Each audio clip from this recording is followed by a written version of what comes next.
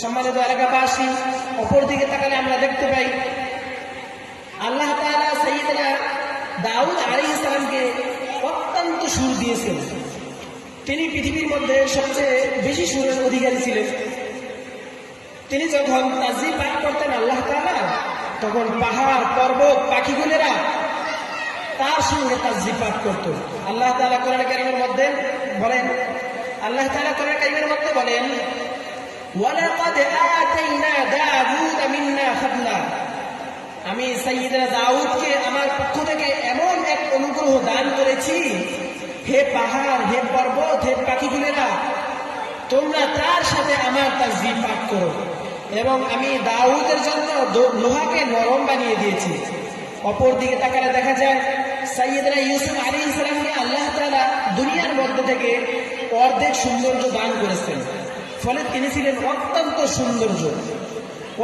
সৌন্দর্যের অধিকারী, অত্যন্ত সুন্দর ছিলেন।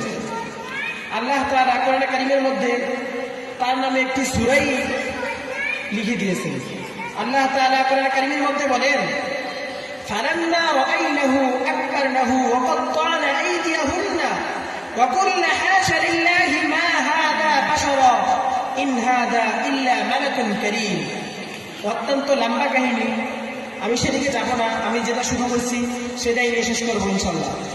সাইয়্যিদনা দাউদ আলাইহিস সালামকে যখন মিশরে বন্দী করা হলো, তখন আজিজে মিশরের স্ত্রী দাওয়াতকৃত মহিলাদেরকে যখন একত্রিত করলেন যে তিনি এমন একজন মানুষ, ইউসুফ আলাইহিস সালাম, সমস্ত নারীদের আকৃষ্ট তার দিকে যাবে, সমস্ত নারীরা তাকে দেখলে আকৃষ্ট হবে।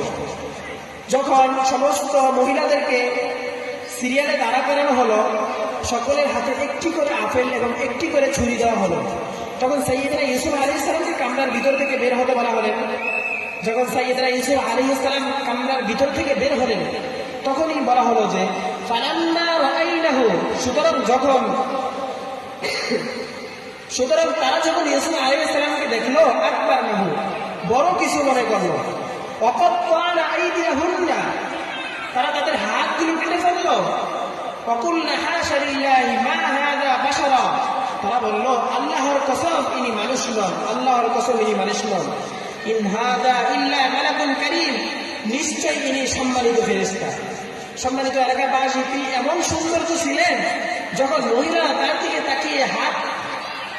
তাকিয়ে আপেল কাটতেছিল, তার সৌন্দর্যে এত পরিমাণ সৌন্দর্য ছিল, মহিলারা তার সৌন্দর্য দিকে লক্ষ্য করতে যে তাদের হাতগুলো কেটে ফেললো, তারা সেদিকে লক্ষ্যই করলো না। সম্মানিত এলাকাবাসী, আমাদের নবী কি বলে দেখে আসি, মা বা'আসাল্লাহু নাবিয়্যান ইল্লা হাসানাল ওয়াজহি হাসানাস সাওতি ওয়া ইন্না নাবিয়্যাকুম আহসানুহুম ওয়াজহা ওয়া আহসানুহুম সাওতা।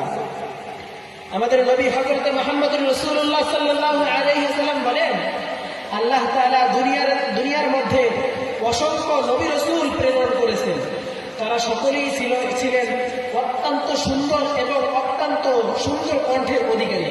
কিন্তু তোমাদের নবী হযরত মুহাম্মদুর রাসূলুল্লাহ সাল্লাল্লাহু আলাইহি ওয়াসাল্লাম ছিলেন সবচেয়ে সুন্দর এবং সবচেয়ে সুকণ্ঠের অধিকারী। সম্মানিত এলাকাবাসী, সবচেয়ে সুন্দর মানুষ ছিলেন মুহাম্মদুর রাসূলুল্লাহ সাল্লাল্লাহু আলাইহি ওয়াসাল্লাম।